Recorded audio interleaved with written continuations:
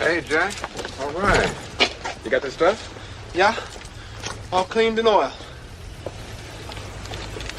Oh, yeah. Beautiful. Beautiful.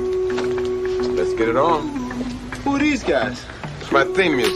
Every good hero should have some. Hot damn, it's time to get down to the jam. It's time to get down, it's time to get down, it's time to get down to the jam. I said it's time to get down to the knowledge, gonna get on down with the know. On the morning coffee show, on morning coffee with Keith, here on Pop Culture Minefield.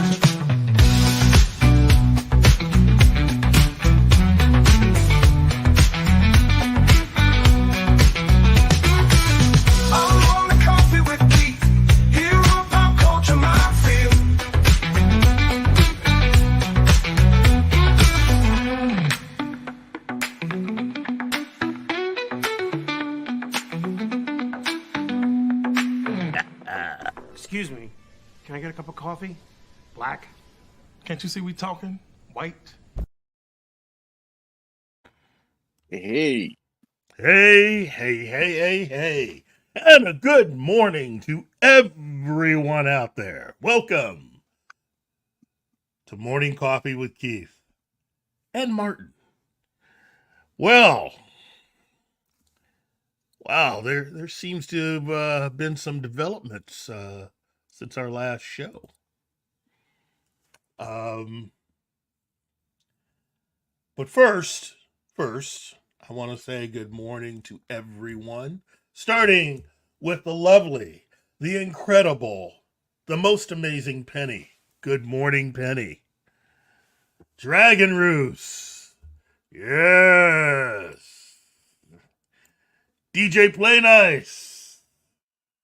Yes. Everybody, remember to like, share, subscribe to Pop Culture Minefield and let them know how much you really appreciate this show. How are you this morning, Martin? Oh, I'm doing fine. Good. Waiting to see and to hear your comments and to see new pictures of collectibles. Well, I gotta tell you, first, let's just finish up a little bit of old business. Oh, wait a minute. Wolverine 66. Let's give it up for Wolverine 66. He's always bringing me some nice stuff here. He says Muhammad Ali is getting a TV series on Prime Video called The Greatest. Impressive. I'll have to check on that. It depends on who's playing show running. It depends on who's show running and who they cast. But I'm in wait and see mode. So last week we talked about the Paramount Global issue with Skydance. Things seem to be developing. So let me add a little extra element onto that. Okay? Wolverine 66 says The Penguin and Dune Prophecy moving to HBO from Max. Yeah. Technically, The Penguin is the last bit of it. It's the last little piece of the Batman, because at this point, everything's canceled. Now, The Batman 2 has not been officially canceled, but they are not currently doing anything. Okay? That's what they call development hell. Basically, and it deserves it as far as I'm concerned. And again, as I've often said, if the Batman was your jam and you loved it, there's nothing wrong with loving it, man. You go right ahead and continue to heap love and praise and attention onto Dumb 7. Well, some some soul searching may be in order, but okay. And Doom Prophecy, hey, it is what it is. I just like the fact that Warner Brothers is out there trying to actually make money. And based on some of the things going around right now, it looks like David Zaslav isn't the only one that's going to be in everybody's crosshairs in the business in the near future. It's looking like Paramount and really Skydance, meaning David Ellison, will be in the crosshairs of a lot of people now. Looks like David Zaslav's going to have some company up on Mount Make Money. But here's a little spice to add to a lot of this. It's looking like David Ellison has decided to make things more interesting in the entertainment industry and Hollywood. So it looks like John Lasseter will be the one he will bring in to run Paramount Animation. What? Yes. Yes. Big bad John Lasseter. Which to me is good news. It's really good news. You now have someone that clearly knows what they're doing. And that's a good thing.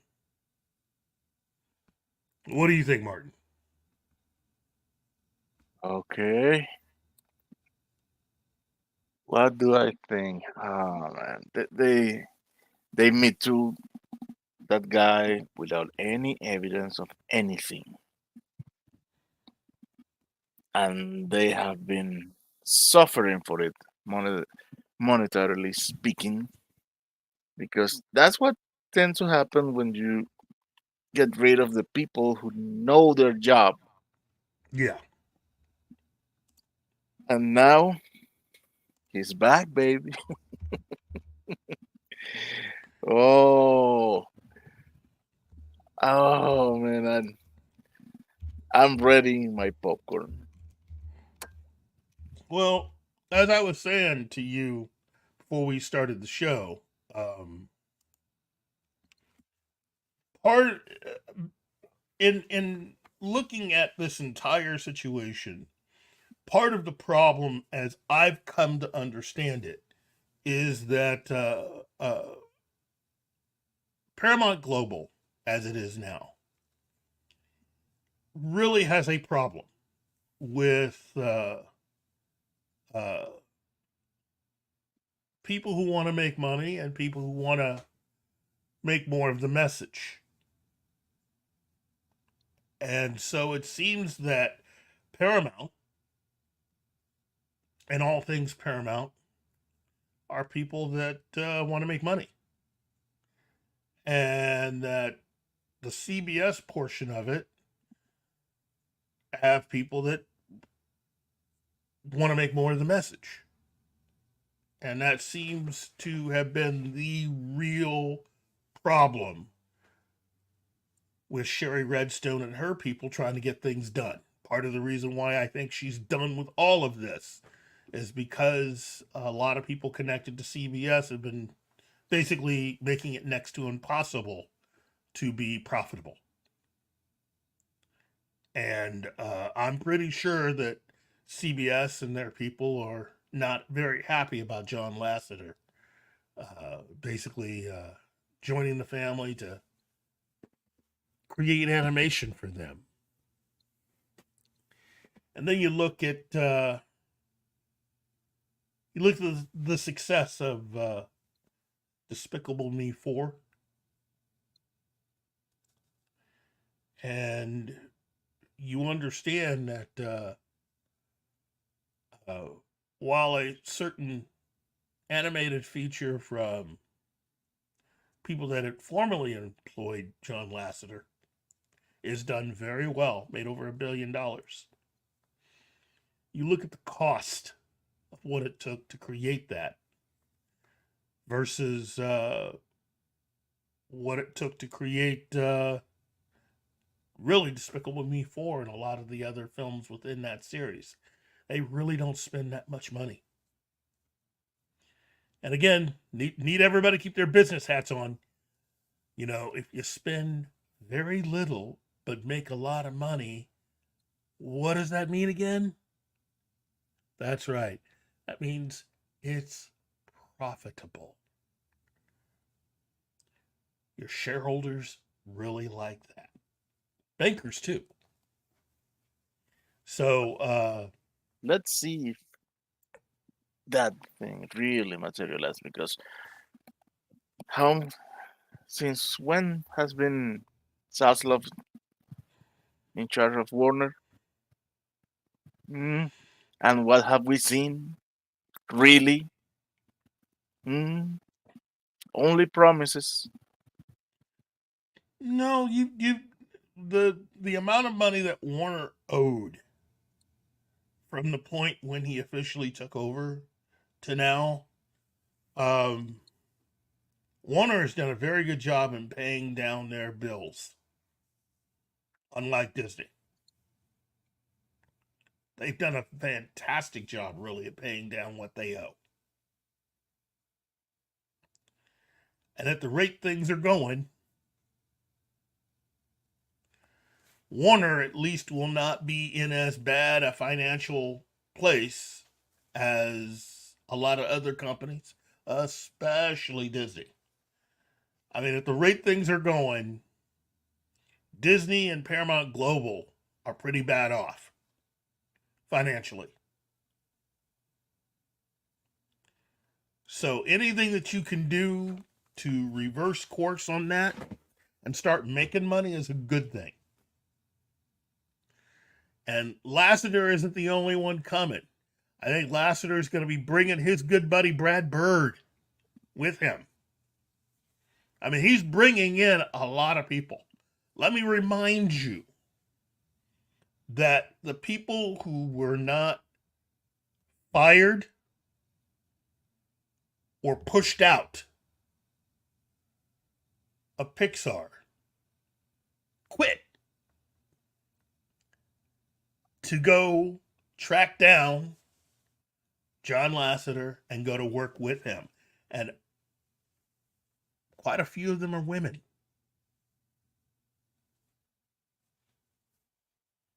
So I'm just saying, be prepared. Be prepared for something kind of cool.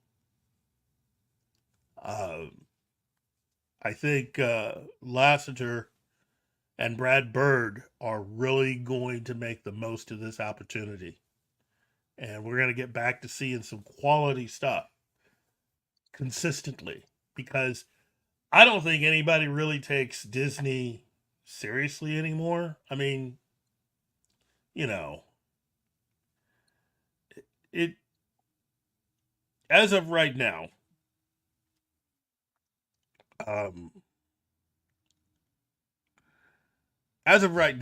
Disney does have some success. Okay.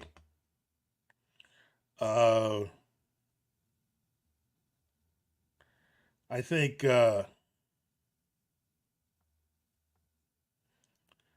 what one has to deal with is you got to look at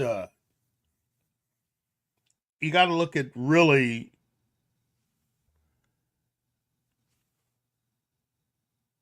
what you're aiming to do, who you're trying to reach, and how much money you're spending. Okay? And really, Inside Out 2 has done very well for itself. I mean, it's a $1 billion film, which should be celebrated seriously. But I'd also like to say that I think the amount of money that it took to actually make that versus, say, Despicable Me 4, which may not be making the same amount of money overall, but a lot more of that will be profit for them, because making the Despicable movies and all of the tie-in films to that, they do it, compared to Disney, they do it cheaply. And people just love it. I mean, you know. So that really, I think, will be what John Lasseter and Brad Bird will be aiming for. They will attempt to try to keep things... They'll spend money when they have to. But they're also, I think, going to try to be profitable. They're going to try to keep the cost down so they can make the shareholders happy. You know, something that they don't really seem to be that interested in right now with Disney. Or CBS. And speaking of interest, looks like we've had a trailer drop Oh, for the Apple Plus series Time Bandits from Taika Waititi. And I got to tell you, as a fan of the original film and its director, writer, the genius behind the movie, Terry Gilliam, not seeing very much here. I mean, I see a lot of visual in gags, references to the first film in ways, but and to be fair, let me just say, I've always loved Lisa Kudrow. I find her to be very funny. When she's given really good material, she can do anything. Anything.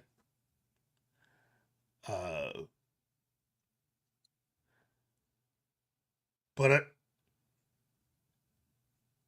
to put her in this and to do what they're doing with this, yeah. I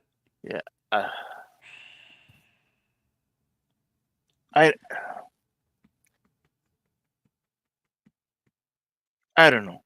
I have never liked her, the kind of humor that she portrays. I Good don't morning, know. Teague. And you're right, Taika Waititi is a time bandit. Yeah, he steals our precious time with his subpar production. But okay. I don't know, Lisa Kudrow. I don't know. I would say, in my opinion, and without having seen anything of the show, but based on what I've seen from her, I think it could be a miscast. But then again, I could be awfully wrong, and maybe she's the soul of the show. You never know until you have seen it.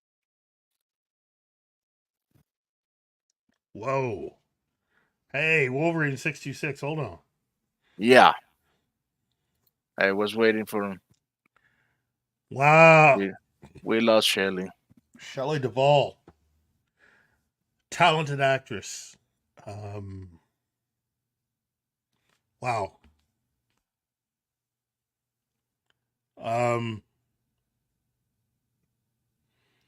Okay. Well, we're going to take a moment out. So, according to Variety,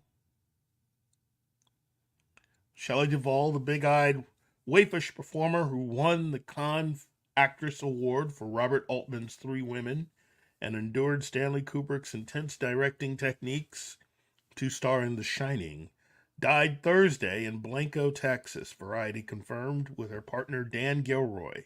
She was 75. Duvall was known for working with director Altman, who cast her and Brewster McCloud as her first screen role. She went on to appear in his films McCabe and Mrs. Miller and Thieves Like Us, before starring as part of the ensemble cast of Nashville in 1975. After gaining attention in Nashville, Altman cast her in Buffalo Bill and the Indians, then gave her unusual screen test presence a chance to shine in Three Women, for which she won the Cannes Film Festival Award for Best Actress, as well as a BAFTA nomination. Wow.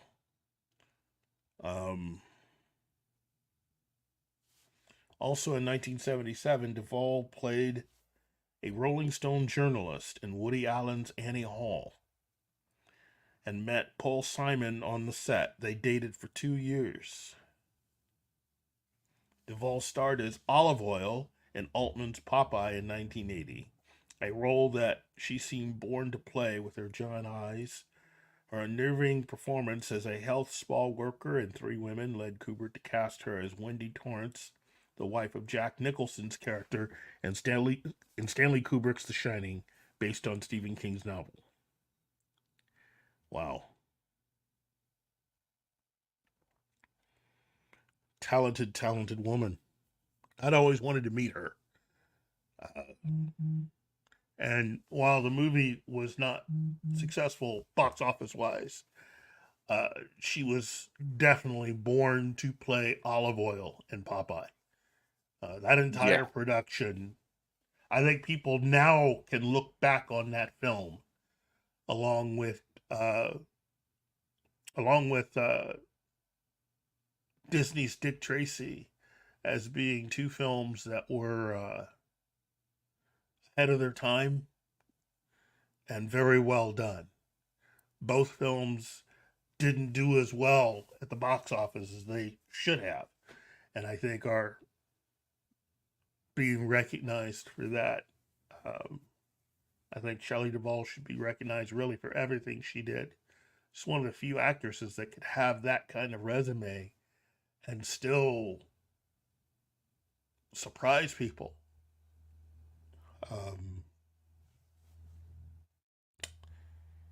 Yeah. Wow.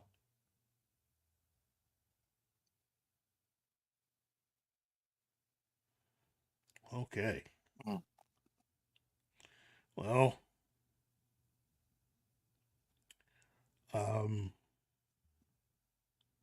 yeah, Yeah, man. that's a lot. 57 acting credits, according to IMDb. Oh, I see. I know what you mean, Wolverine 66. It's just that both films were really, just well done. They were not well respected when they came out, but have since gained a lot of fans in the years following. Mainly because the way things are going right now in Hollywood, there's not too many people that could actually have made those films today.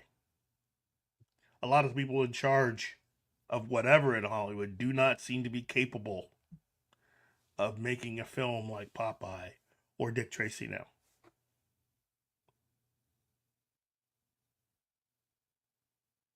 So, and I really enjoyed her fairy tale theater. That was really well done.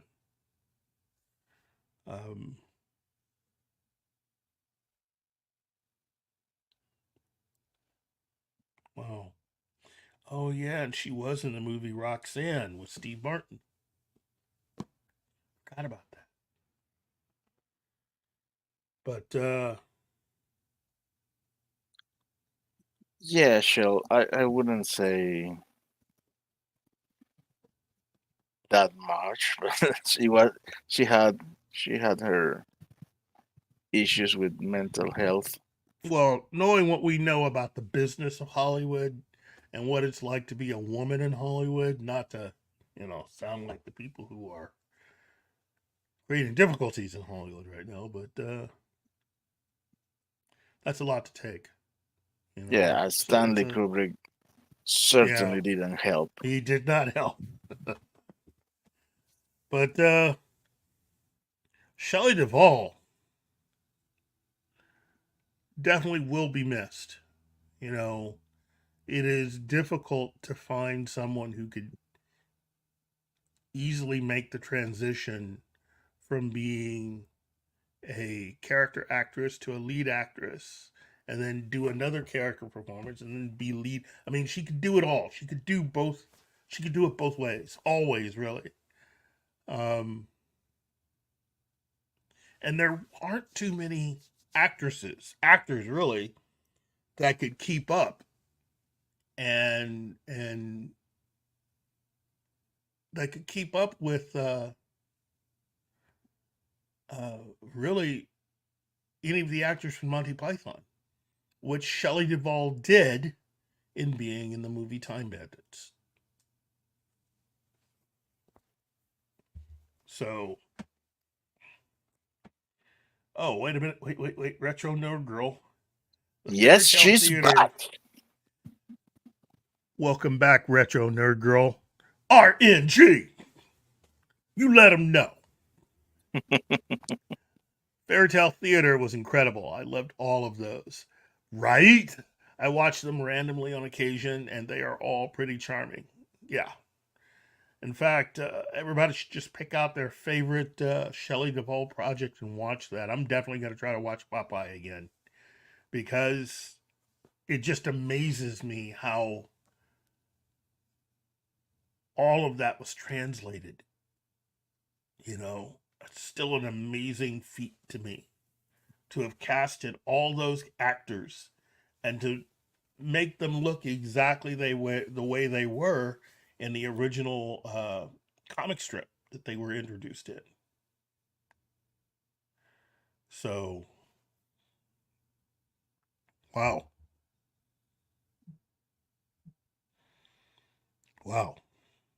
Anyway, getting back to Time Bandits. Oh, Monkey Jeebus. Whoa. Retro hit 8,000 subscribers? Congratulations.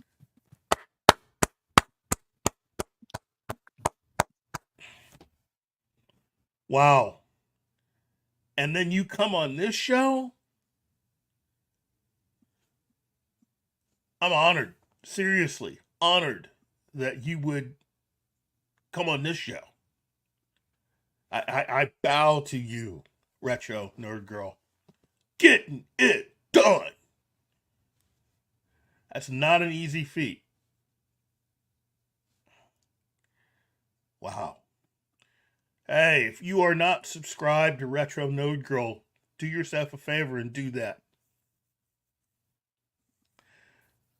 Let's see. Wolverine626 says, no other actors but Robin Williams and Shelley Duvall could ever play a live-action Popeye in olive oil. Yeah.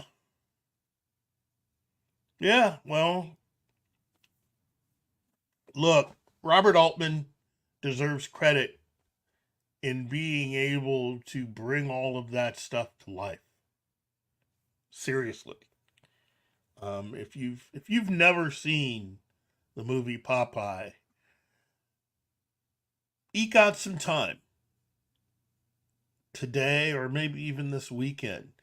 Get the popcorn and just sit down and enjoy it. It is a unique viewing experience, and I'm not using that as some sort of a euphemism to say it's bad or anything. It's the exact opposite. It is a total treat. It is a film that expresses its love, first and foremost, for the art of film, both in terms of sets, costumes, makeup, and all of the actors' performances. and especially location, but also, a love of the source material. Yeah, that was part of it, but also you got to remember, Monkey, uh, Popeye, just got done celebrating 90 years. So it's 91 years this year, 92, I think. Yeah, it's been around. Popeye's been around longer than Superman.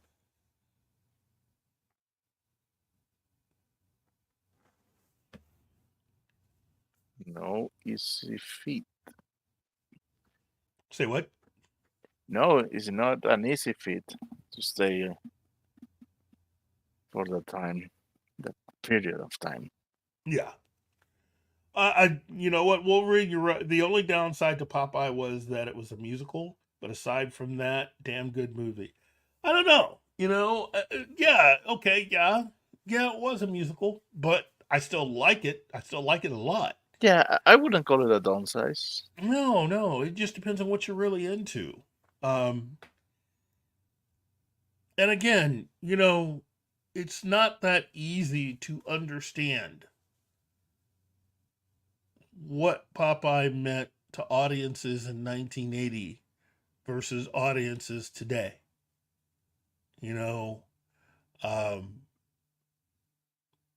For me growing up, pre 1980, really, Popeye meant something different.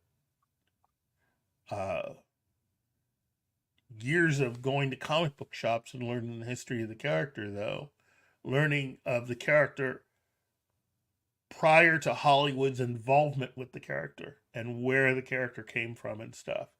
You get a chance to see all of that in that movie. Altman, in my opinion, gave one of the best and created one of the best adaptations. From source material to final film, he's got one of the best adapted. Period. I put it right up there with Watchmen.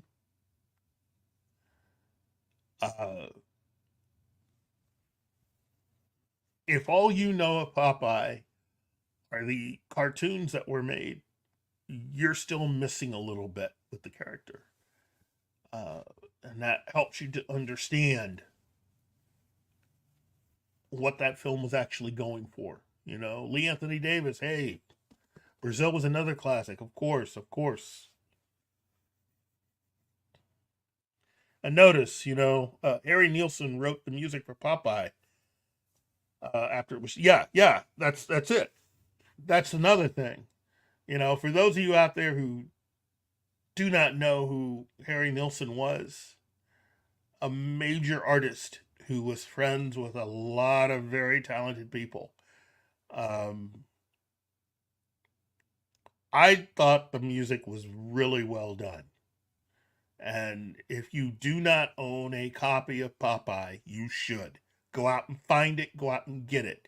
Whether you got to go to Amazon and get it or buy a used copy from someplace, do it. And then make sure everything works. Turn on your sound system and turn it up kind of, not that loud, but turn it up loud and enjoy it. Although, you may want to start out with watching some of the old, some of the original cartoons that they had. Watch one or two of those cartoons before you start the movie. That'll really help get you in. Oh yes, and you could be able to appreciate the sets for that movie even better. Yeah. It's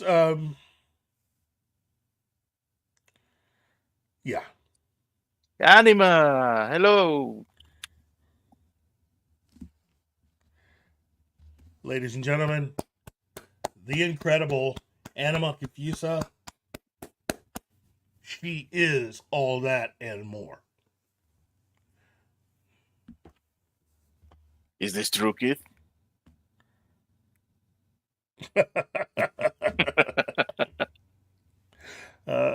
No comment. Plus, how would you know what I do in the shower, dude? Oh, wow. Yeah. Well, Robin Williams had that tendency to be excellent at any role, Well, even the darker roles. well, that's the reason why I was always disappointed that he never got a chance to be in the movie Batman Forever. Hmm? I didn't know anything about that. Oh, Martin, no, we've talked about this before. Oh, no, no, no, no, no, no, no, no, no. Let's see. That movie was Joel Schumacher's first film in the Batman universe Mhm. and was originally developed to have Robin Williams as the Riddler. Interesting. And Robin Williams was he was adamant about his performance in the movie. He wanted to basically do his own impersonation of Frank Gorshin from the original 66 series. That's what he wanted to do.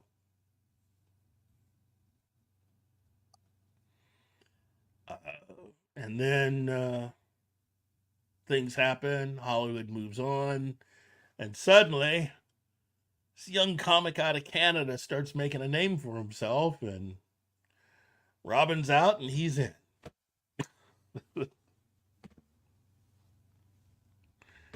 Look at that. D. Bud Martin, look right at you, my friend. Robin Williams was a customer at my comic book shop back in the late 80s. Nice guy. Yeah. Robin Williams could do anything.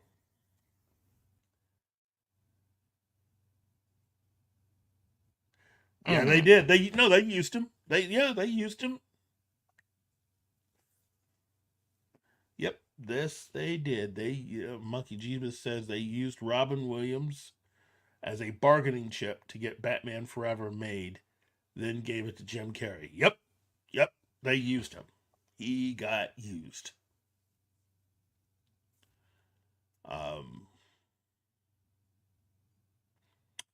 But yeah.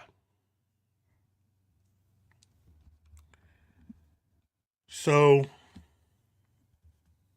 back to Time Bandits. Time Bandits. Let me just say this. For those of you who have never seen the movie Time Bandits, written and directed by Terry Gilliam, let me just say this. If you saw the trailer for the Apple Plus series, if that had you laughing, then that means it's for you. You know, watch it, have fun. As far as I'm concerned, I might just dip out of this one. You know, rumor has it that Terry Gilliam did visit the set while they were shooting and was not impressed with anything that he saw at all. In fact, I think he was less than impressed with this production. Now, one thing I did find was he gave an interview about how he actually did come up with an idea for Time Bandits 2. And they decided not to roll with that. And after hearing him explain it, I kind of like the idea. Seems kind of fun. To a lot of people nowadays, it seems like it could have easily been made now. Because certain elements of it seem like it's made by certain people who believe in the message. But it's what Terry Gilliam was trying to communicate with the story. I long ago decided that I wasn't going to question Terry Gilliam. So had he made this movie, I would have been down with it, you know.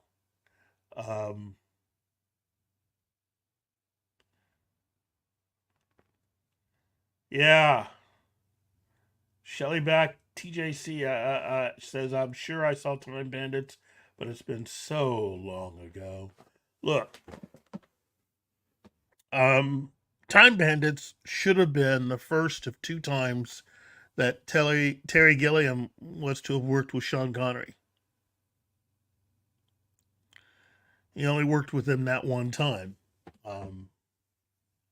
He had another movie that was to feature Sean Connery in it, in a really cool cameo.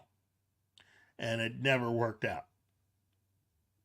In fact, guess who replaced Sean Connery in this movie? Robin Williams. I know, it doesn't track, but that's exactly what happened. With the movie, The Adventures of Baron Munchausen, Sean Connery was going to be the King of the Moon. And they ended up, for whatever reason, it didn't work out. He couldn't be a part of the movie, so they replaced him with Robin Williams.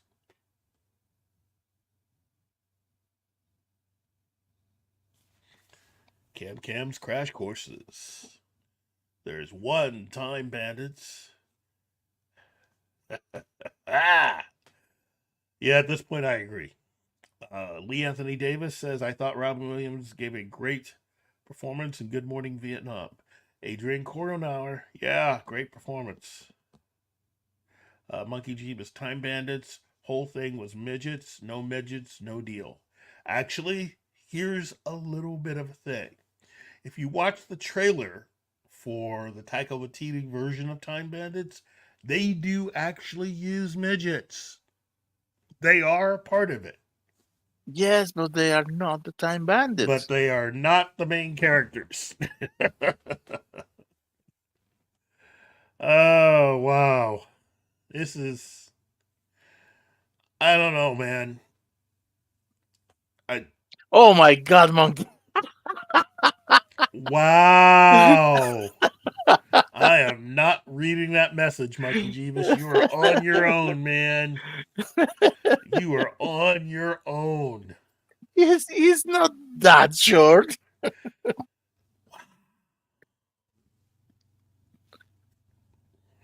Oh my God. You're going to do him like that, man. Ah.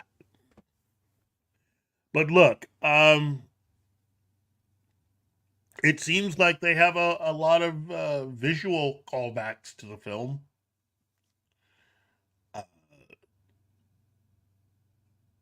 Certain performers, it looks like, are people that have worked with Taika before.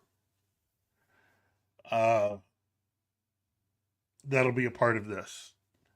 All I know is this. If this looks like something that you're going to like, have fun with it. You know, I just don't know if I'll be watching. That's it. That's all. And speaking of something that also came out, the trailer for Agatha. the MCU's Disney Plus Agatha All Along hit. And all I can say is, why was this a good idea to come out with this? I granted the character and the actress Catherine Hahn, who must, again, I will always say this, she's incredible. Catherine Hahn is an incredible actress. You know, it's fantastic that she's just a funny woman. She can do anything. But this will be coming out after Deadpool and Wolverine comes out. So this will really be the MCU. This is their big follow-up to Deadpool, Wolverine in the theaters. Except it's going to be on Disney Plus, you know. I'm not too sure this is going to go very well. So,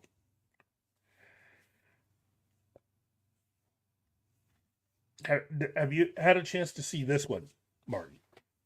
No, I have zero interest in that show since they announced it when WandaVision was about to end. They made the announcement. Oh, Agatha, not my cup of tea, to be honest.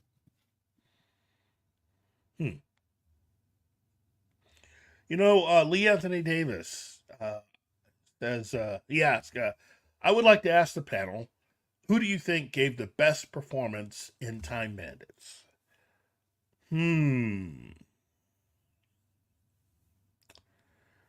That's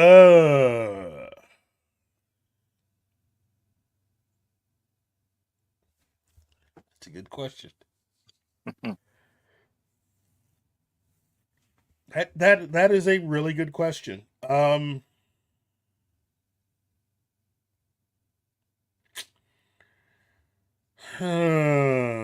Okay, here. I'm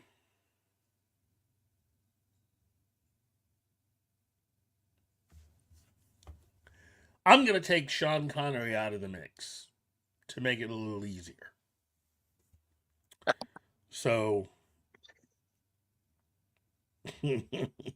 I'm gonna need an explanation for that, but okay. well, I mean, I'll play. If I leave him in, it's going to be automatically Sean Connery.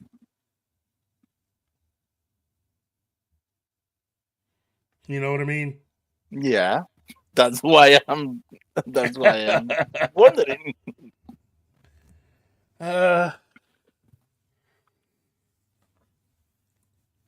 Look, John Cleese, Michael Palin, Ian Holm, Katherine Helmond, Shelley Duvall, Ralph Richardson, David Warner, Kenny Baker, David Rappaport. I mean, Yeah, it's not. It's not an easy. Jim Broadbent. I mean, it's just. Oh,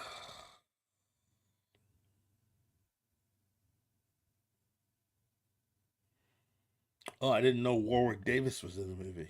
Wow.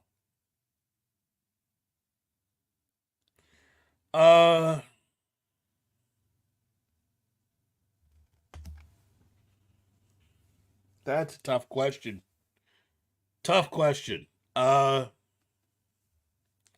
gave Wait, the best performance? I have. Well, I'm uploading it. But You know what? Yes, you took the answer right out of my mouth, Excalibur. wait, I have a perfect video for any time one of our chat dwellers make us to choose between in those impossible options. I have this You one. never know when some lunatic will come along with a sadistic choice. That's true. Good one. Good one. David Warner gave a fantastic performance as Evil.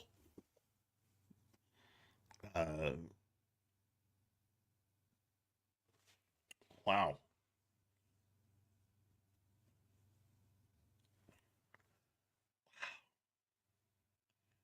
Okay.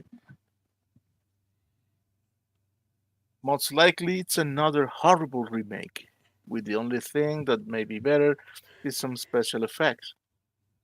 Maybe, because as of late. But in the other hand, Apple Plus is doing a good job with the visuals. Well, a good job in general. Yeah.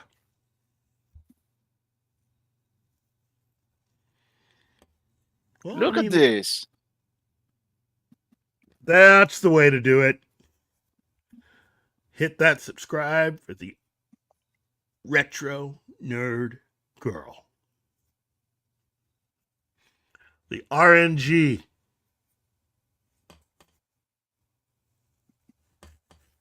David Warner was one of those performers that could easily always either be a great mentor or the most evil person on the screen. Yes. Films like Time After Time, Tron. Hey, Jinx, you owe me a Coke. You know, it's yeah.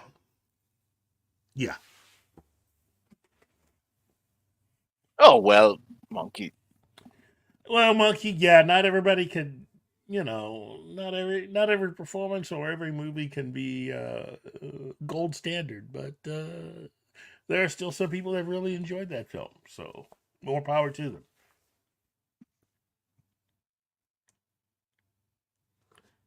Yeah, Cam Yes, seems to agree it's with a hard us. choice.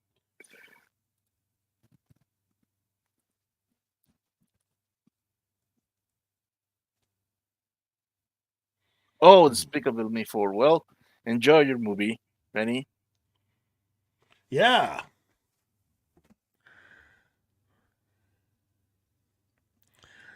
So, now, it seems that seems like a lot of things have changed for Taika Waititi in the last few years. I am not someone who hates Taika Waititi, okay? I think the guy is talented. But I'm just not sure if this particular project was necessary. That's it. That's all.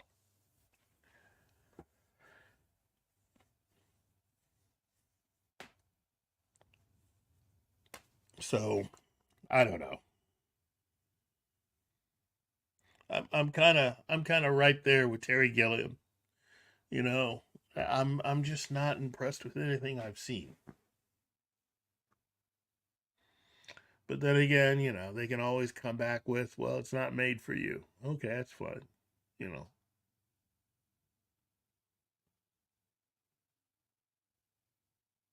Anyway.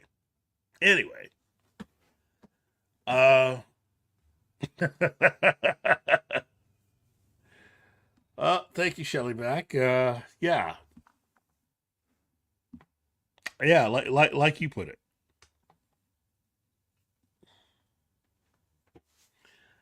Oh, wow. Anyway, I think that brings us now to another thing we need to celebrate today, the birthday of Superman co-creator Joe Shuster. Now, Joe's the artist. Okay, so he's the one that came up with the look of the character. It was because of him that we also got the look of Daily Planet. And again, it really is hard to see what pop culture and fandom would have been like without this character. Joe Shuster's one of the reasons why James Gunn is in Ohio right now filming Superman.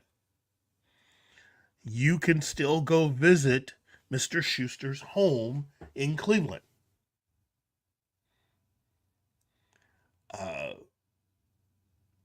I think out of the two homes, Joe Schuster's home is not open to the public to be walked through, but you can still visit his house because the front gate is really all the pages of the original first issue of Superman. That's really the metal plates there simulating each page of the comic.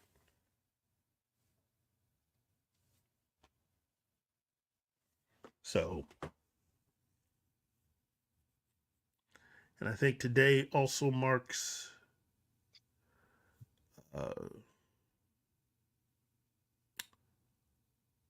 it's 70. I think it's 73 years since the Adventures of Superman television show premiered. So, yeah. Interesting little tidbits because, you know, we're all fans here. I hope James Gunn will decide to adapt a few more other characters that Siegel and Schuster came up with. Dr. Occult would be a good one to make a cameo appearance in this movie. And Slam Bradley also. If they could at least get those two characters somewhere in the movie, that would be fantastic. Let's see. Okay.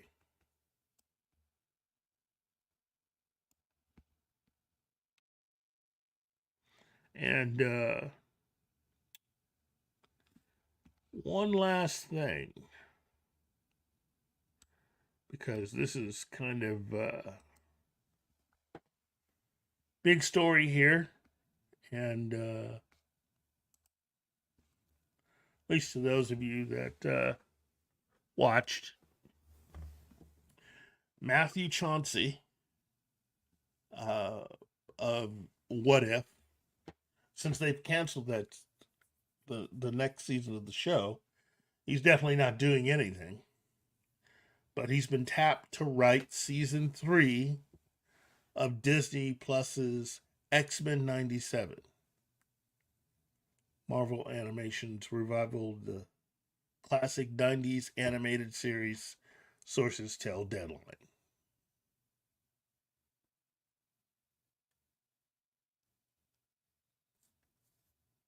Anyway, what do you guys think? I mean, what do you, especially those of you that watched X-Men 97, I mean, what do you think?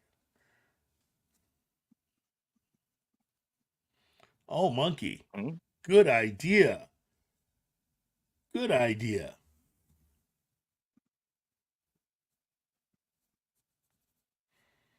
Slam Bradley for Alan Reichen. Yeah, okay. Okay.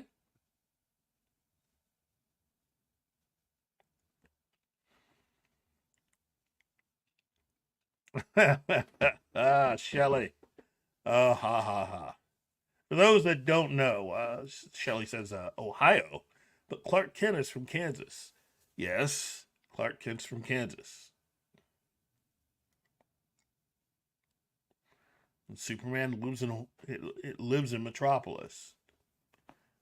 But the two guys who created the character and worked on the character and shopped them around, they're both from Cleveland. And you can go there and see both of their homes. Yeah. One of many reasons to go to Ohio, especially the Cleveland area, but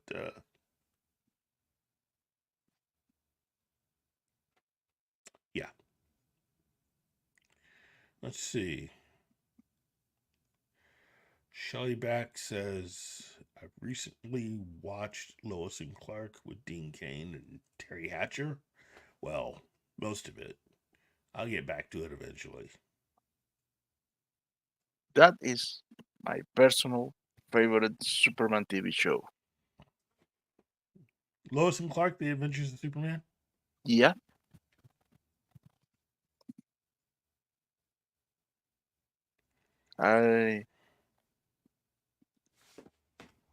I get some flack for that from time to time. Yo, Monkey. Metropolis is partially based on Toronto. Parts of Toronto, not the whole thing. A lot of Metropolis is actually based on various places. At least originally, when those two were creating the character, they took ideas from where they were living in Cleveland. And the Daily Planet was actually based on the Toronto Star. But a lot of it is really just based on New York.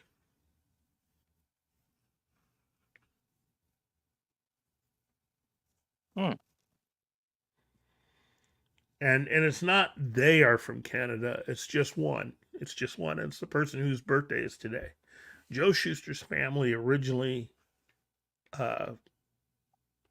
immigrated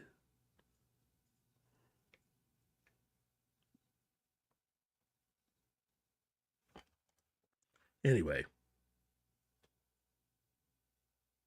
Oh, this is right Oh. up your alley. Yes. We will get a billion Superman films, but never a Doc Savage one, sadly. Oh, we can get a Doc Savage one. If Disney had actually not changed it, Doc Savage would have appeared in The Rocketeer. Those who actually read Dave Stevens' comic know why.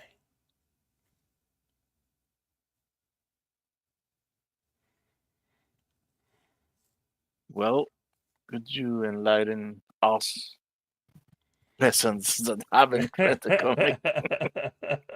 What, and rob you of the joy of reading that classic comic? Okay, basically, Doc Savage is the one that actually created the rocket. Oh.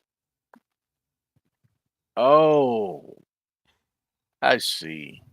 See, when Dave Stevens created the Rocketeer adventure, it wasn't a comic book. What it was a secondary feature as part of another comic.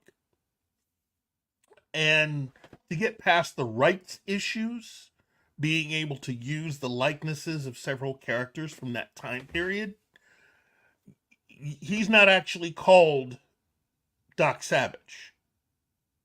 Okay? I think somebody at least throws out the word Doc. But basically, when the inventor of the rocket shows up, it's a guy with a helmet on, with the goggles, like you saw in the movie. But he's a big guy. He's way bigger than Cliff. And well-spoken, well-mannered, but very powerful-looking man. With kind of a bronzish skin. But that's supposed to be Doc Savage. So it's implied that he is the inventor of the rocket. And in the movie, you saw the two characters, the two FBI guys. Mm-hmm. Well, if you're a Doc Savage fan, Monk and Ham were the ones that were actually going after Cliff during the entire adventure in the comic. They couldn't use those characters for the Disney film, and so created two different characters that were the FBI characters. But that's the reason why there's two of them and not just one of them, because that's to match what the comic had.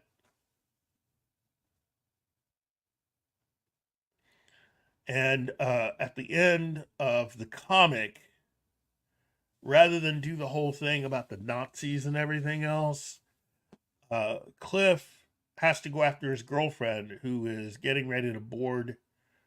She's gone to New York, and she's getting ready to board a boat. So he has to get to New York to stop his girlfriend.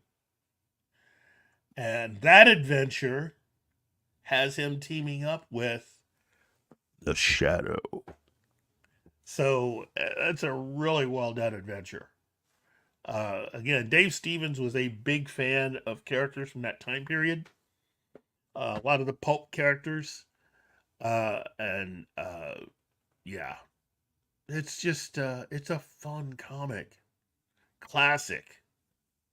So I really envy those of you who have never read it, because you are in for something. And Dave Stevens was an incredibly talented guy. Anyway, there you go. Let's see. And Monkey Jeebus. Jenny is based on Betty Page. Yes. Yes. Yes, she is. And Cliff is actually based on Dave Stevens. He used his own likeness to set up the character. Thus the reason why Dave Stevens makes a cameo appearance in the movie The Rocketeer. In fact, the film that clip is shown about what the Germans are attempting to do, and they show you their testing of the rocket, and it blows. There's a guy wearing it, and it blows up. That's Dave Stevens. He's the guy that has been, and they kind of did a takeoff or an homage to that scene in the movie Iron Man 2.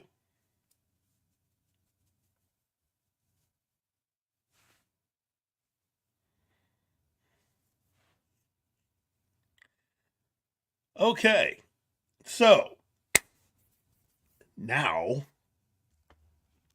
and first of all, let me back up and just say for that X-Men story, to finish it off, let's see, Matthew Chauncey, What If, has been tapped to write season 3 of Disney's Plus's X-Men 97 Marvel Animation's revival of the classic 90s animated series, sources tell Deadline. Chauncey succeeds Bo DeMaio, who parted ways with Marvel earlier this year ahead of X-Men 97's March 20th premiere. After completing work on both seasons 1 and 2, I'd like to thank my friends at the Nerd Informants for alerting me to this story and also posting all of that. Thank you very much, boys. But now we are getting to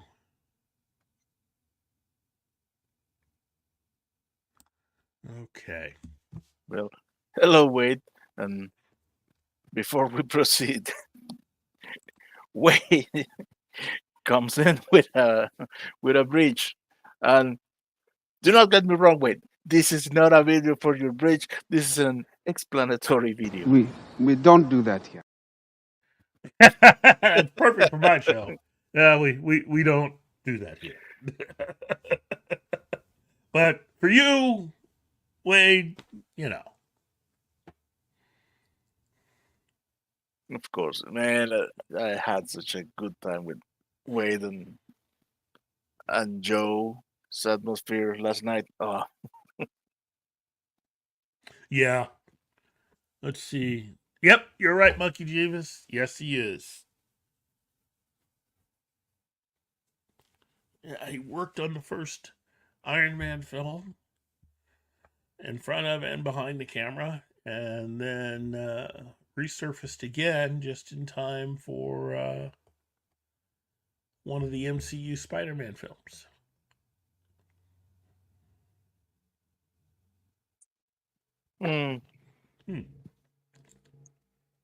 Anyway, let's see. So, what we have here, it's failure to communicate. What we have here is coming up. We are now really just days and days and days away from San Diego Comic-Con. So, you're going to start seeing a lot. If you haven't noticed already, you're going to see a lot of announcements, products, new things. Definitely Hollywood has decided, certain studios have decided that, hey, San Diego exists, and we need to go back there and say hello to our friends. So this year's San Diego Comic-Con, expect to have some really cool things happen. But the big news is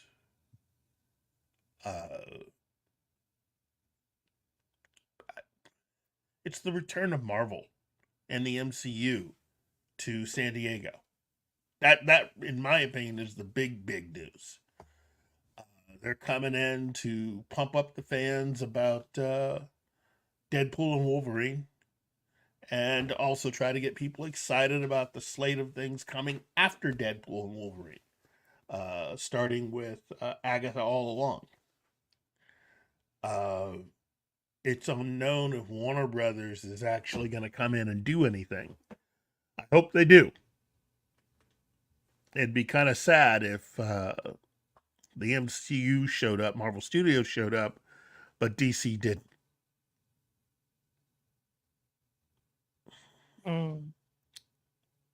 I mean, you know. So every year, San Diego, you know, tries to have certain things that are called exclusives, meaning these are things that you can only find and buy if you go to San Diego Comic-Con. Okay? So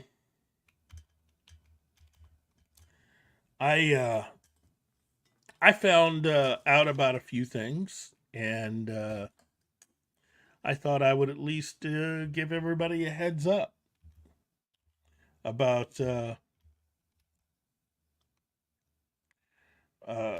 some upcoming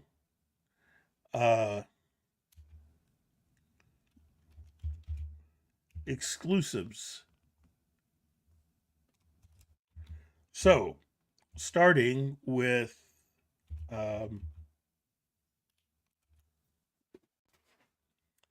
let's see. One of these will be a product from Mondo, the company that originally started out with the Alamo Draft House and have now gone off on their own. There will be an exclusive Scott Summers / Cyclops figure release just in time for San Diego Comic-Con. And he'll be dressed in his X-Men 97 uniform. So, hold on. Let's see if I can get you that picture.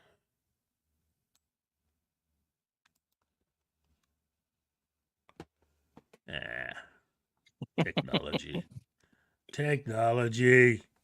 Oh, kid is boomerang. Technology. You must do what I say, technology. Oh, here we go. Hey, hello, kings. And I'm very happy for that, Kings Porcalo. Good to see you, my friend.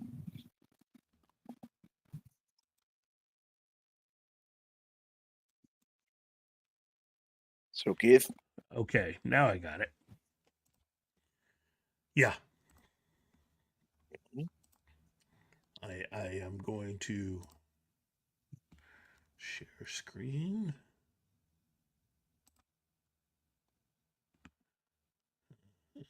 There we go. Oh.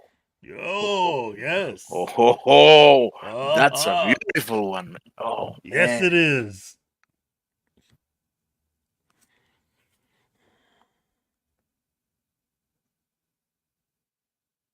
That's a nice one. Oop, that's not it. Let's see. Let's see if I can get you a better one going on here. No. Yeah.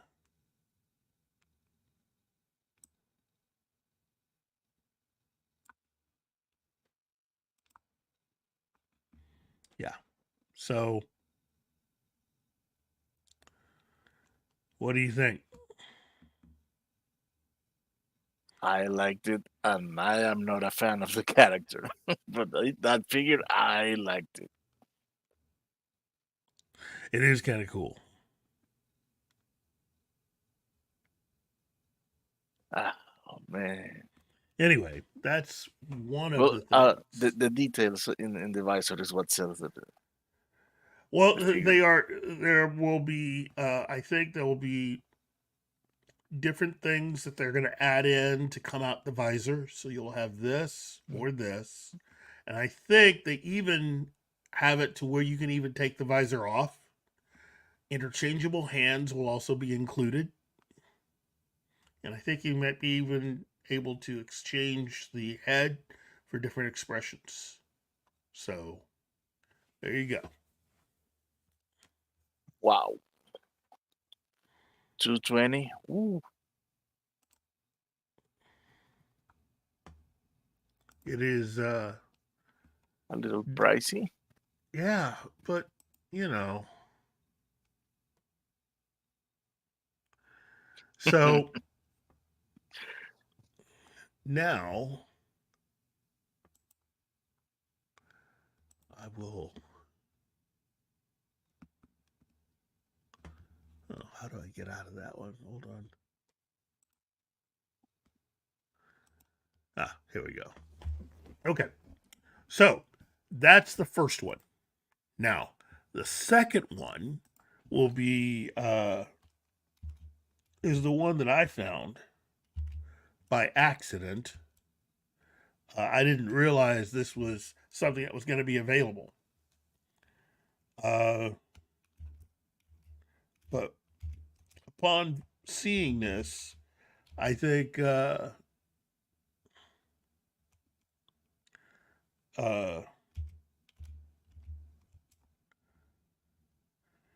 I knew I had to have it, but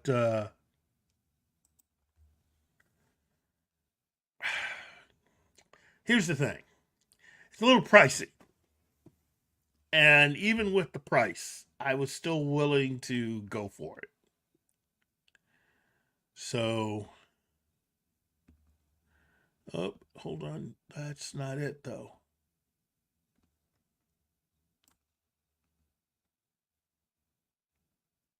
Well, in the in the meanwhile, I have an accurate representation of what it means to be a married collector. Oh.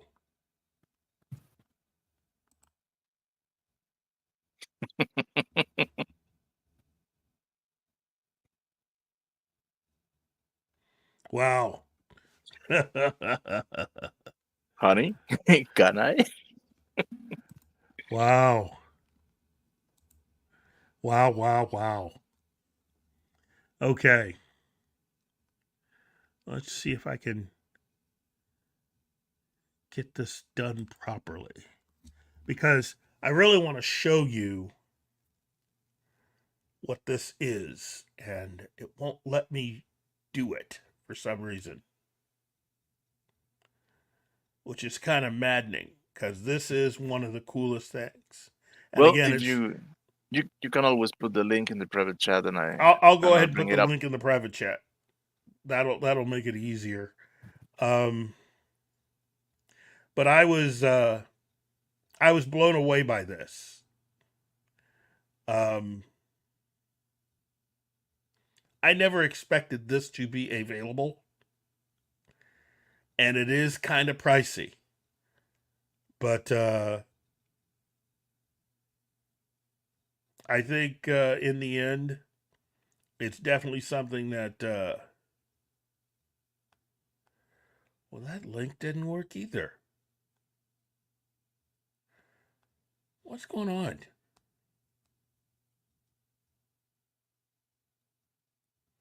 Hold on.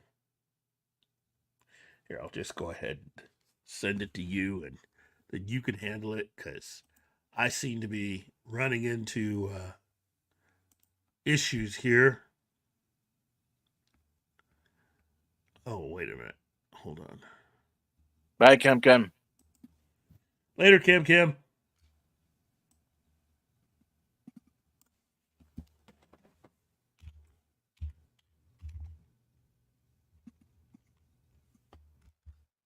Come on, come on.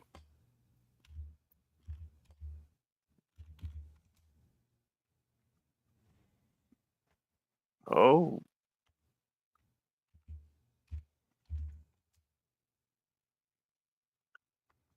In the meantime, wow, I'm gonna show what Monkey shared on the Yeah, Monkey, go ahead and share chat. what Monkey's got, because this does not seem to want to work for me.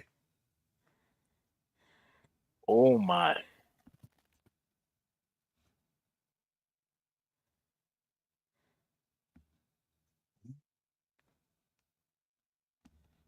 Oh my, the paint job.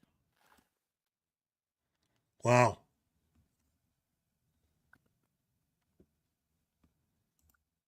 Oh, I'm,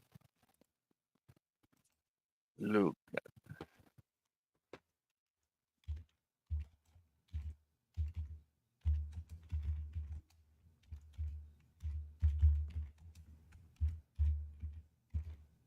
God damn, it will be big.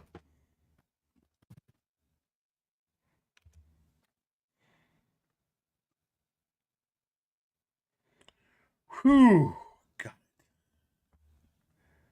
Okay.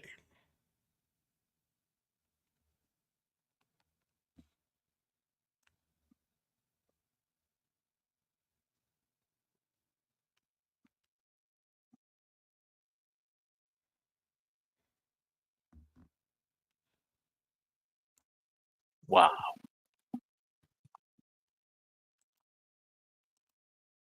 that is a nice figure, man.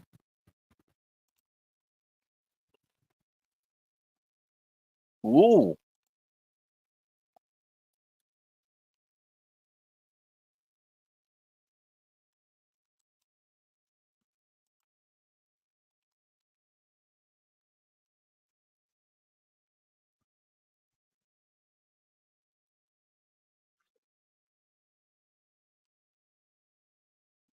yeah, that is something else.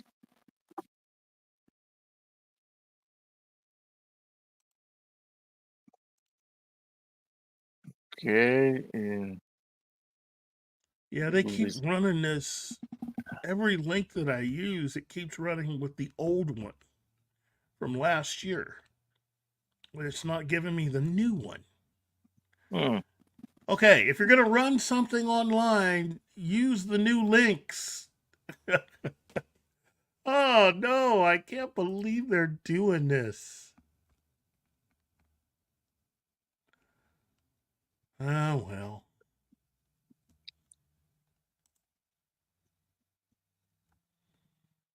Hmm.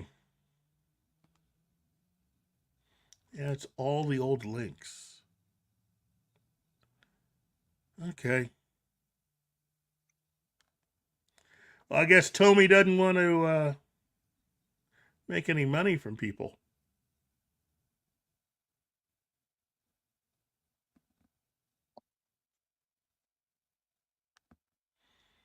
Yeah, they got very few things on here from that.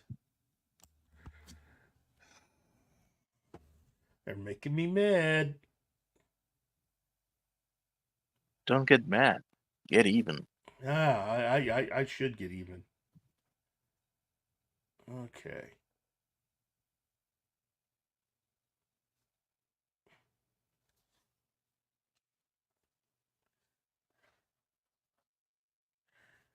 Okay, hold on. I just sent you something, Martin. Okay, let me. Oh, oh, oh, um, holy, Now you see what I mean? yeah, it's but it's not. There is not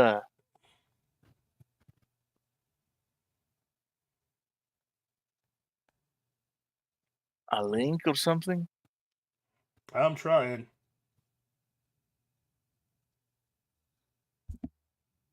Holy cannoli. Okay, share screen. Dude, dude, look at that beauty. Oh my goodness. It is the Enterprise from Star Trek the Motion Picture. The refitted Enterprise is the next thing that Tommy will be releasing. For some reason, all other attempts to go online and track this down have failed. They failed me. Oh, ain't that a thing of beauty? I know, right? Oh my god. Uh, oh my god. I think in order to get the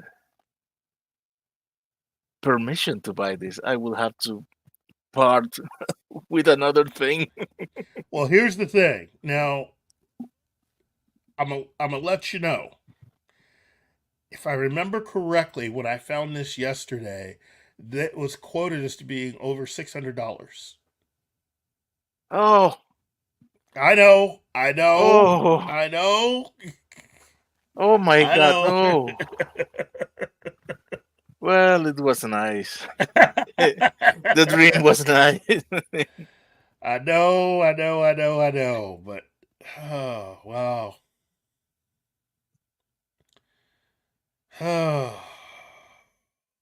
So you try to go back to the site. I tried to go back to find all this information, and it keeps taking me back to the television series Enterprise, and not the motion picture Enterprise.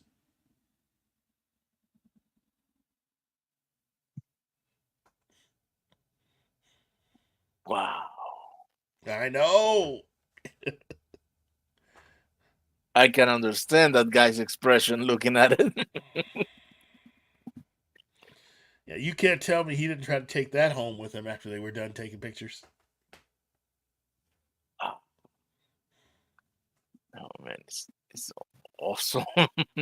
even has the oh no way. 600. Oof. Yeah, I know. It's a little pricey. A little. Just a little. Cord not included.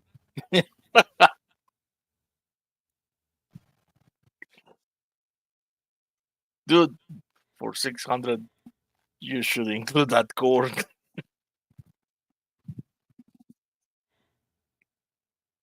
Man, I agree. so beautiful. I agree.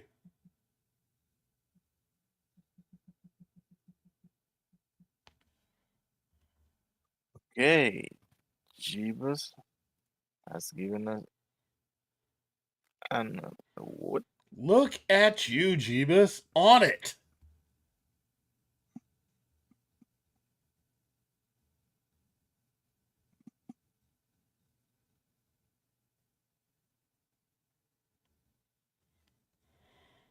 Oh.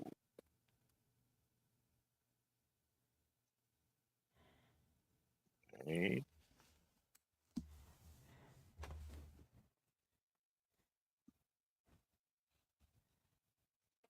Let me share that one. Shelly Beck, you're right. For $600, I wanted to fly. I wanted to. Oh yeah. Ooh. Boom, baby. I want the phasers to work. There we go.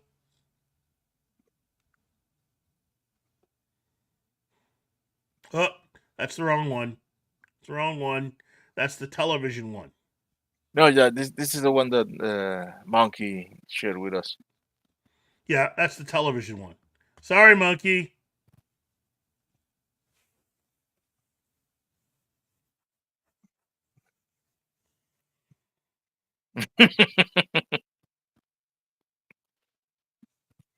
Oh, that's nice. Made in Jin. Wow. Yeah, that's one up on that's really that's one up on me. I never got a chance to meet Gene. Now I came close. I met his son, Rod. Rod's a really cool guy to hang out with. I've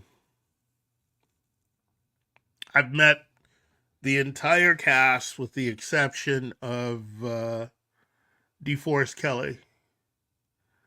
And I never got a chance to meet Gene.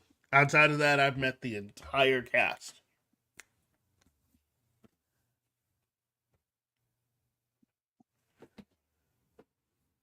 But Look. It even separated the dish. yeah, they were talking about that with the motion picture one as well.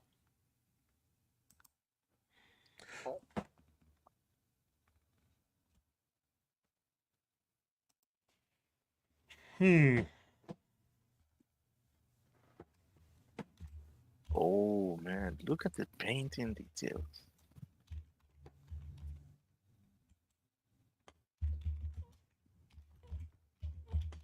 Can we? Oh yes.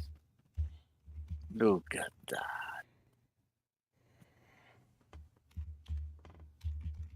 I'm almost afraid to get to the part of the price.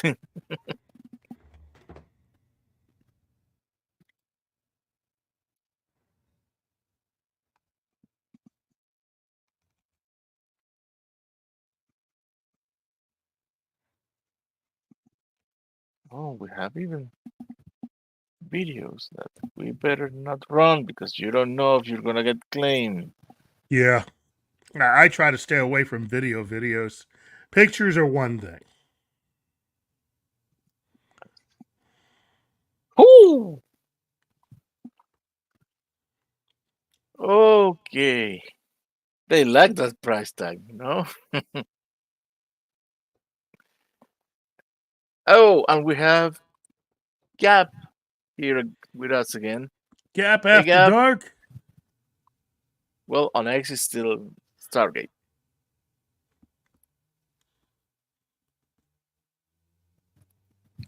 Bye, That's the- Shellback. I think that's the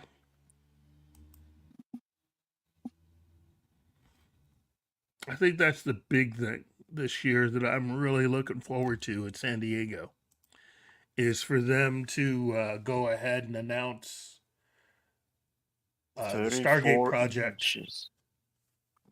Ooh. So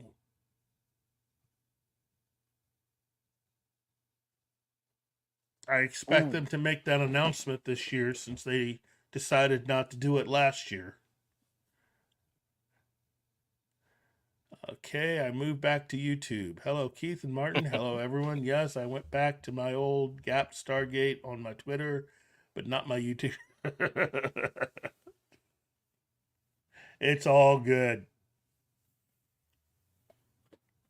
We're about helping everybody have a good time, and pointing to things they might not be able to afford. I am sorry. Oh Oh, no, I'm one level up in Tommy's webpage, and oh my God, they're making a DeLorean. yeah. Well, they have That is something. There's something else that they offer with the Motion Picture Enterprise. They offer the Vulcan shuttle with it for size really. comparison. Yes. One of the things And they does have. it dock? That I don't know. But it's like, wow. I was ready to just pull out the money and just give it to them. I mean, I was on it. I was ready. But yeah, the internet's not being nice to me today. That's fine. Okay, I know it's not part of the Comic Con lineup, but man, I have to show that DeLorean. I have to.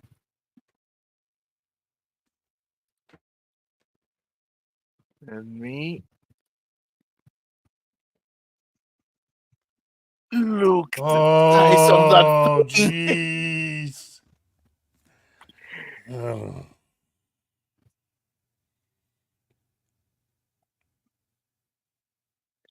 Okay. Oh no, you haven't seen it all. Oh my goodness. Oh my no, goodness. That's the pledge. That's the pledge. Because it was crowdfunded.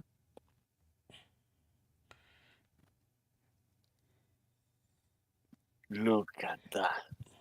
Wow. It has inner like the flux capacitor like some. The flux condenser.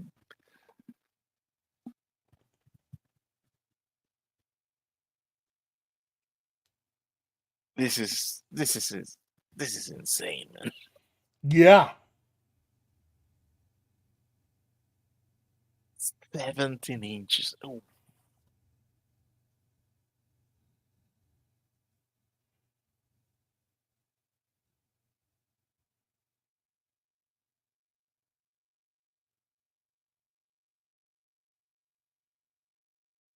Wow. We made the car as real as it can get, including the flux capacitor. That is so Ooh, the nice. dashboard controllers for the time. No.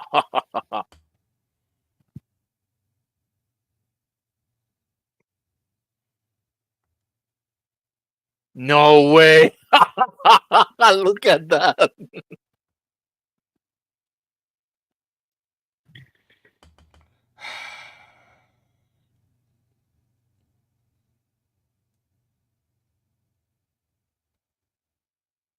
Wait, put this down. Oh.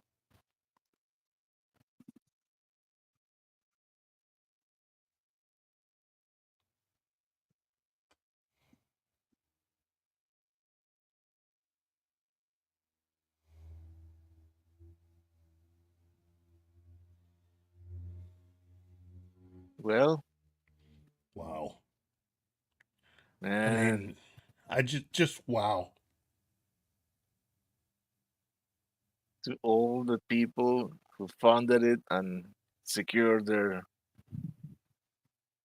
peace, congratulations and enjoy it. Woohoo! Wow.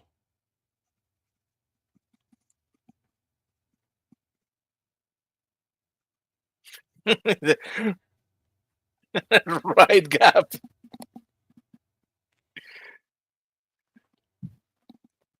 They put this thing out with none of that money.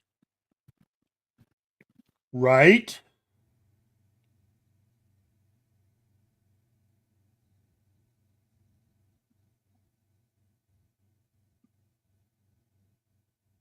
Well, bon appetit, my friend.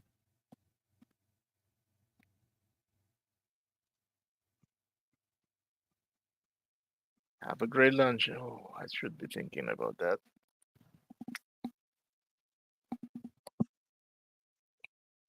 Soak it. Yeah. I'm just bowled over, and I'm mad at myself because I saw this stuff yesterday and I thought it'd be great for the show, but I cannot find the link now to get back to that website that had all this information on it. So it looks like they may have just taken it down. Which again, I apologize. But I guarantee you we will be covering even more exclusives as we get closer and closer to San Diego Comic Con 2024, which is going to be big this year. And like I was saying earlier, you know, there are a few things from last year that may become something big this year. Uh, you know, with the Stargate announcement and how far they're going to go with that. And that's all I'm going to say about it because while I do know certain details, it might give Gap a heart attack to know that they're not only talking about bringing it back, but what's going to be a part of that whole coming back, and that might be a little bit too much. So.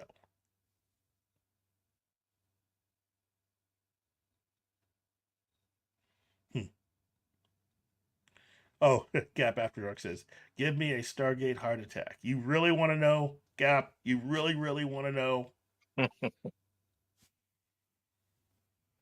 Because if you're that big of a fan, you probably even heard a lot of this stuff.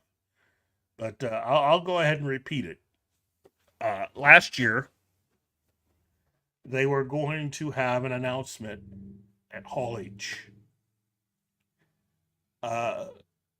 They had it all scheduled, all worked out. It was going to be an announcement about a brand new Stargate series. Oh, really? Yes. But they pulled it at the last minute. Ah, But the idea that I heard was that they were going to try to do some more work on it so they will have something more substantial for everyone. And it was looking difficult to move forward with some of the financing. I think they got a lot of that stuff worked out. But basically, now this is the part that Gap, you shouldn't be driving. You shouldn't be operating any heavy machinery. And if you are, pull off to the side. Put down any hot cups of coffee or whatever you got in your hands. If you're sitting at the dinner table with food and everything else, back slowly away from the table. Make sure there are no breakables, because they're going to combine those particular members of the cast of both SG-1 and Atlantis to make up a brand new series. Now, this is not everybody, but it will be members of both casts together on a brand new Stargate Adventure series. okay. I should remind you to send a message to Anima with that information. She's gonna be running circles in her Well, apartment, screaming, "Yeah, yeah, yeah!" now, like I said, they had many of the actors there last year to go on stage to talk about this, and they pulled the entire thing. Okay? So, from what I'm hearing, they're going to try to do it at San Diego this year. And personally, I think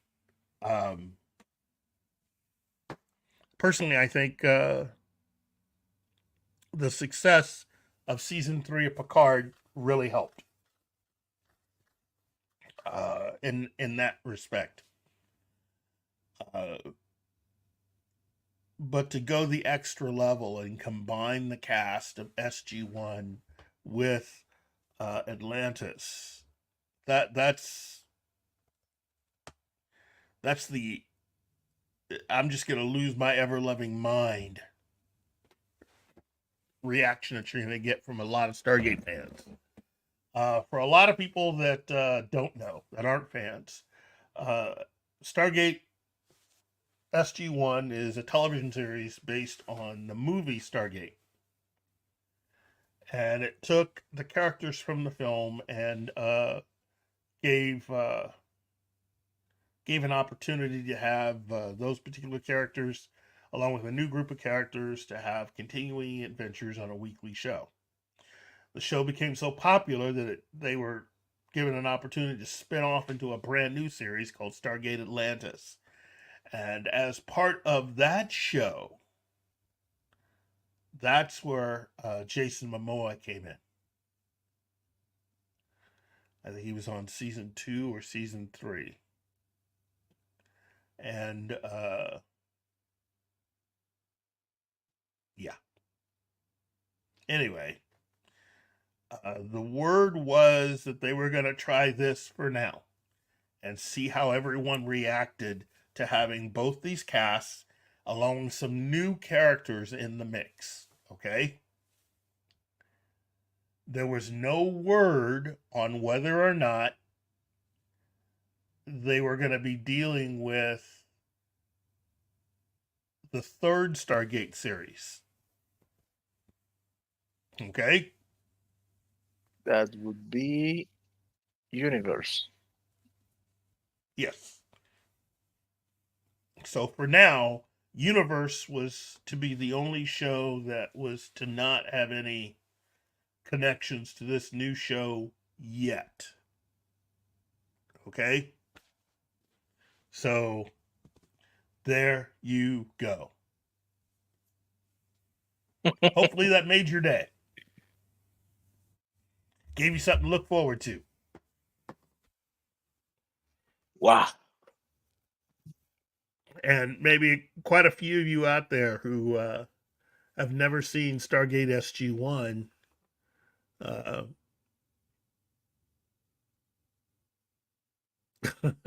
Yeah, I remember. Good one, Wolverine.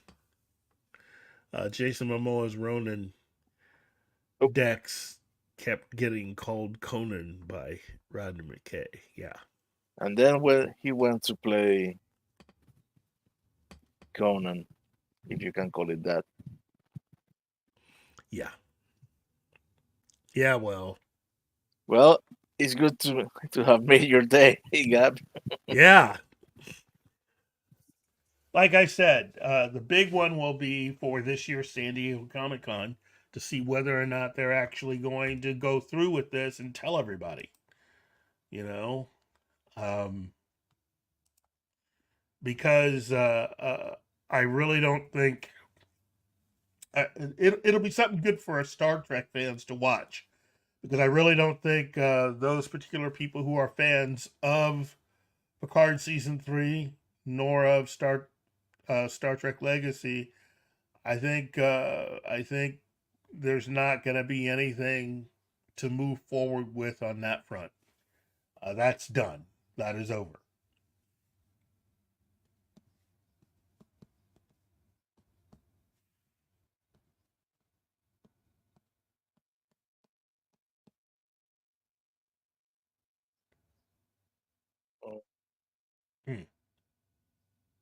Anyway, there you go. That's all I got.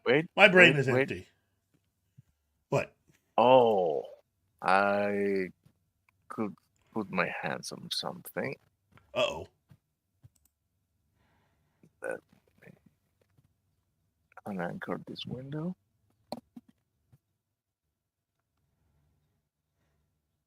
And share the screen.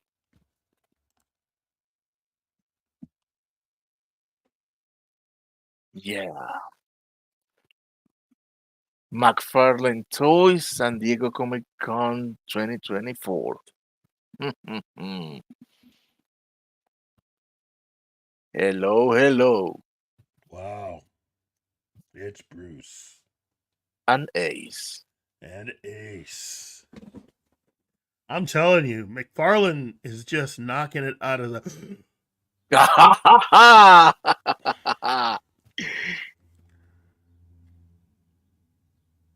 Finally, I have left Kid speechless.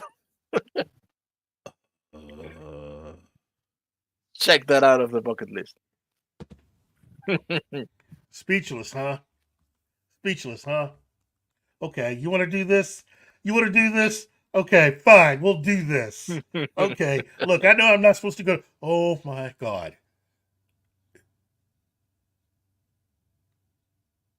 Boom, baby. Oh. Mm-hmm. Okay. So you have your own Superman monument, fully posable. There. I just sent you something, Martin. Let me put this. Let me leave this in.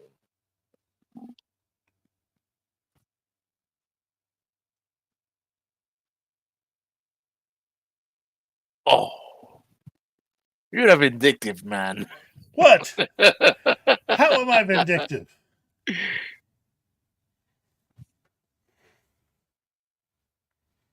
I'm just saying. Wow. Okay. You won. You won, and everybody get ready. Oh, but this is a mock-up, but still looks nice. And for all of you who enjoyed and or miss Henry Cavill, here's a little something something.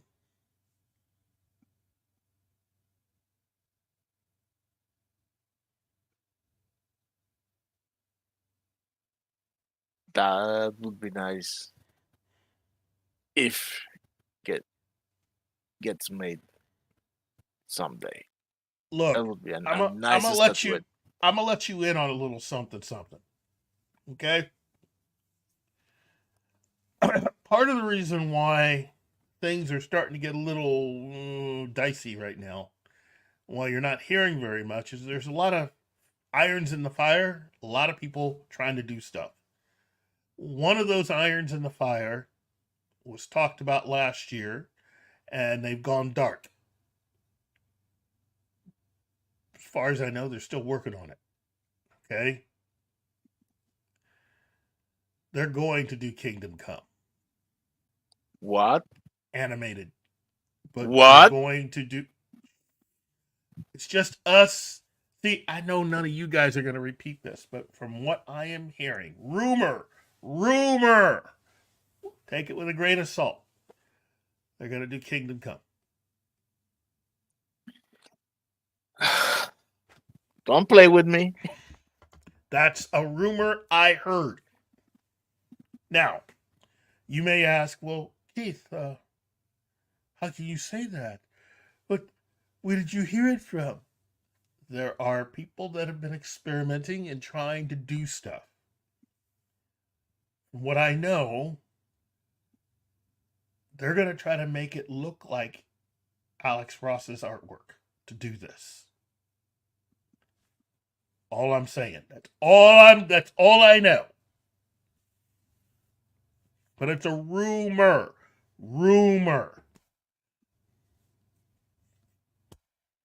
Kingdom Come, kids.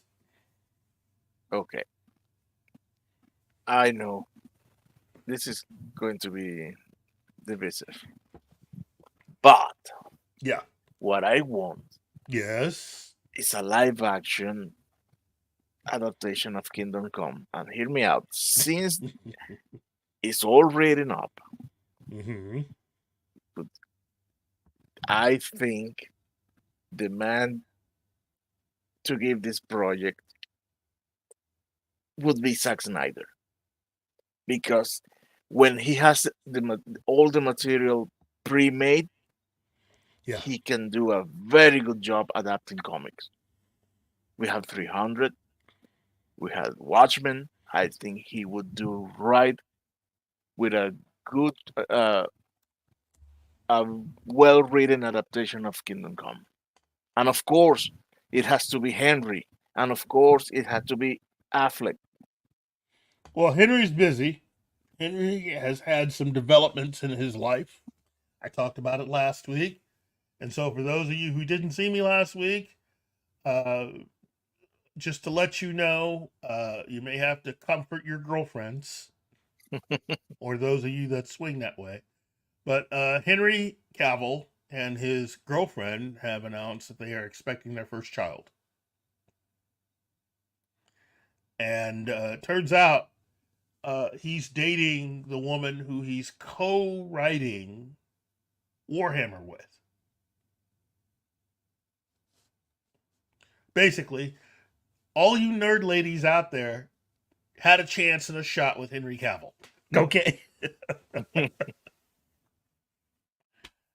So he looks like that, and he's a complete nerd.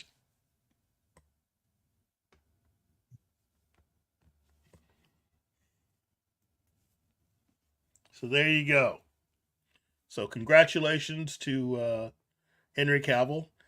He's 41 years old, which means it's not going to be easy to have him come back to be Superman anytime soon. Yeah, but the Superman in Kingdom Come, he could. Well, I know I personally would love to see him do that, but it's not up to me. So I wish Of it course. were. I really do wish it were, because whew. But that's okay.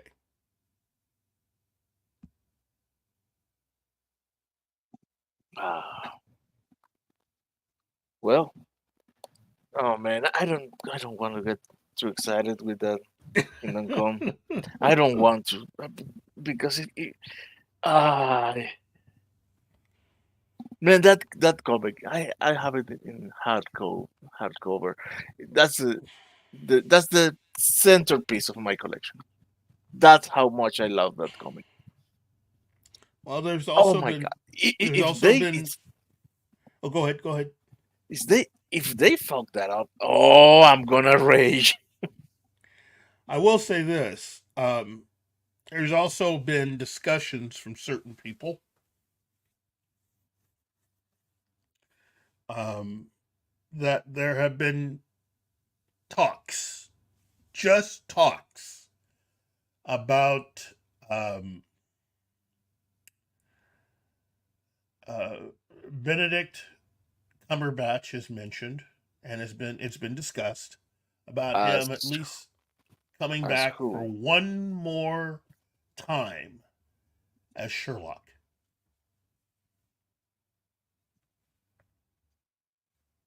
Mm, ah, But there's only been discussions. Nothing's been planned. Nothing's been written. Just discussions.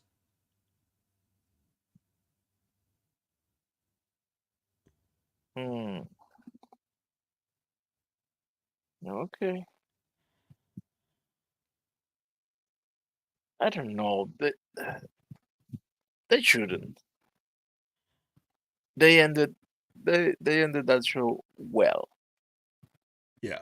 So how is the saying goes? Um, retire while you're winning. Yeah. Quit while you're ahead. Yeah, But that one. That one. Yeah, I wouldn't risk it. all I know is there have been discussions. That's it. That's all. Mm,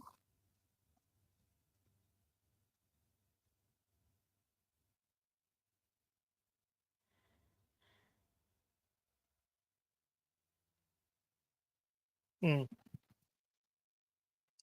Well, I I guess we'll have to wait the convention to hear the news. Well, to at least hear the Stargate news. The rest of it, Yeah, who knows when that's going to all shake out. But yeah. yeah, Gap. We already Yeah, went we into already that. discussed that. We went down a whole rabbit hole about Popeye and a few other parts and shows that she was a part of. So, for those that missed that, you can give the show a listen or jump earlier into the show. Let's see, Wolverine 626. I know there was going to be a Kingdom Come animated movie, but it was scrapped when James Gunn was hired. Maybe Gunn is revisiting the concept. Maybe, you know, look, as of right now, um, everybody at Warner Brothers is happy because they are getting rid of the all that money that they owed because they were running a deficit at the company, several $billion, and unlike Disney, it's looking like Warner Brothers is working their way and paying that down. So I think they're down to one or two from what I've heard from seven, which is really good. So just saying, in the end, it really is a good thing that when you own a business, you run it like a business. Yeah, right. Just saying. That's such an alien concept for them. just saying that it's probably a good idea to go ahead and do that.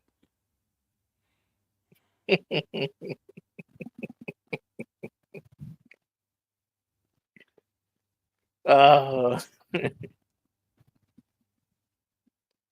well, I think I think that's all we have for today. That is most definitely all we have.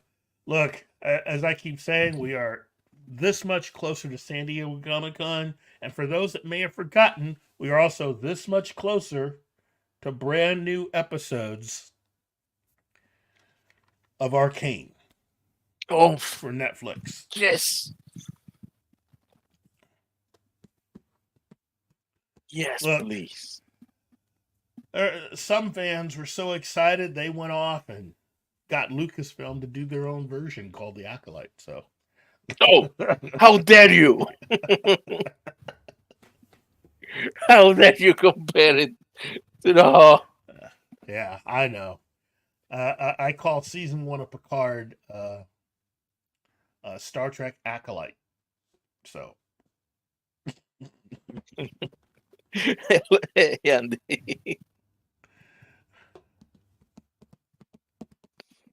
Thank you, Andy. Okay, well, that's enough. Screw it. Oh, looking forward to the final season of Superman and Lois. Yeah, I'm kind of sad that it's got a final season, but at least they were able to do this because that was a fun show. I liked how they did that.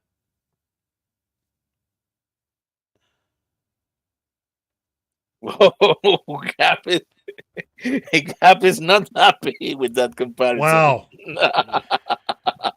Wow.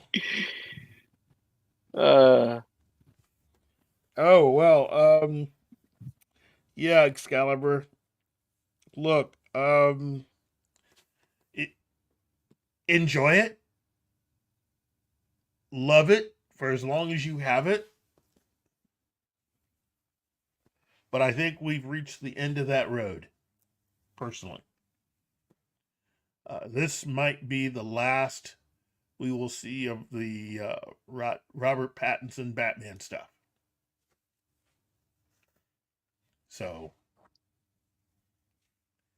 and as I said to a lot of Star Trek fans, if this does turn out to be the end, enjoy it for what it is.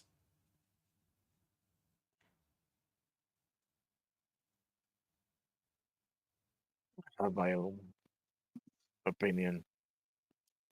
I think we, as a species, should stop glorifying villains and romanticizing them. Get back to the old admire your heroes and despise your villains. Just saying. It's good advice. Good business advice. Could not have put it better myself. Wow. I really hope not, Wolverine. Yeah, I don't even think he's gonna try to direct the Batman. I think he's gonna bring in somebody else to do that. Yeah.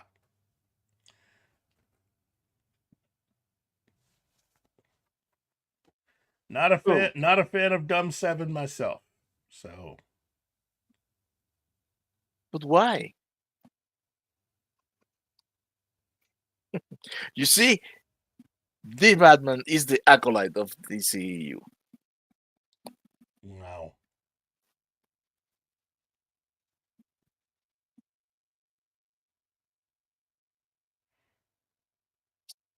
Well, I think it's time for us to go again on our list.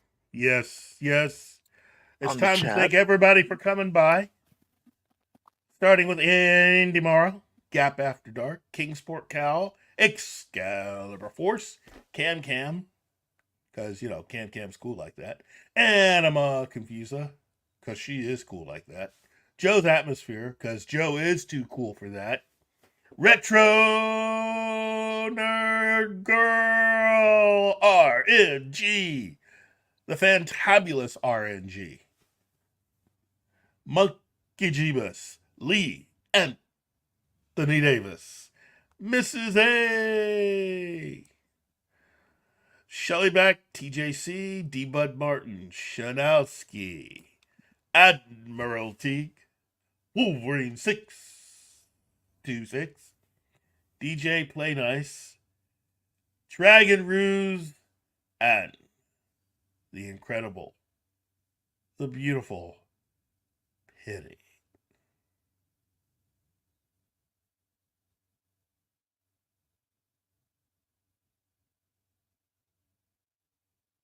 Hello. Hello. Okay. Well, thank Sorry, you all. I think I accidentally muted myself there for a moment. Yeah. Oh, gosh. Okay. Well, thank you. Thank you, Martin. Thank to everybody else out there. Hopefully you guys had a good time. Great fun. Remember to celebrate Joe Schuster's birthday today, because, you know, he was cool like that. And hopefully next week we will have something else incredibly fun for you. And who knows, we might have a few more SDCC 2024 comments and hints coming up for you. Who knows? But until then, I have been Keith, here with Martin, and this has been Morning Coffee with Keith. See you guys.